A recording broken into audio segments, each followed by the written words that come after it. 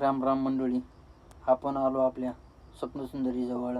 आल्यावर पहिलं आपलं साफसफाई वगैरे करून घेतली, चकाचक झाली. आणि हा फिल्टर कमसे कम 500 तासाला चेंज होतो, पण हा आठवड्यातून किंवा 10 दिवसातून एकदा साफ केलाच पाहिजे. सगळं काम आवरल्यानंतर आपली देवपूजा वगैरे करून पुढच्या कामाला आता निघायचं. आपली स्वप्नसुंदरी कितीही पाऊस आला तरी पावसात बंद नाही.